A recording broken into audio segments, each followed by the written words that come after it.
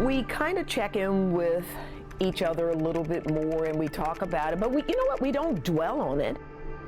It being Alzheimer's disease. Nearly 5.4 million people in this country have the condition, while an estimated 700,000 people in the United States, ages 65 and older, will die from it this year alone.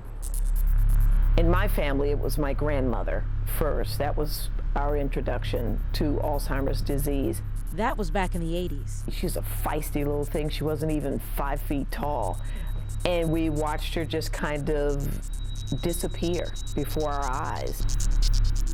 Joyce says the woman who was always quick to tell her and her siblings to do their chores became someone who couldn't get out of bed, who couldn't feed herself or even talk to you. So when her own mother started showing similar signs, Joyce took notice. And I took her in to be examined for it, and she passed all the tests. Because I talked to her and said, and she's like, well, you know, if you really want to do this, but she went along begrudgingly. But 2 hours later, she couldn't remember what we had done. It wasn't long after that, Joyce's mother was diagnosed with the disease. She was in her late 60s, the first in her generation, but she wouldn't be the last. My uncle, her older brother, had Alzheimer's, died. Her younger sister got Alzheimer's, died. And she was still alive. Joyce believes her mother lived with the disease for so long because of the medical treatment she received early on.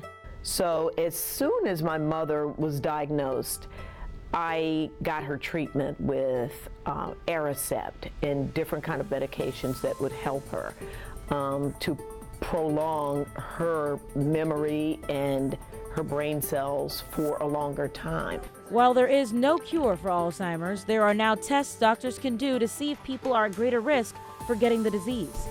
For Joyce and her brothers and sisters, it means paying close attention to one another. We try to watch our diets. We try to keep an eye on each other. They also exercise and do activities designed to help them keep their minds sharp.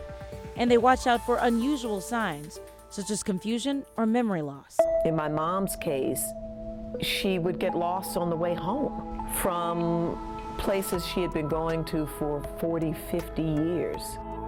So it's tough, but this is your mom, this is your sister, this is your loved one.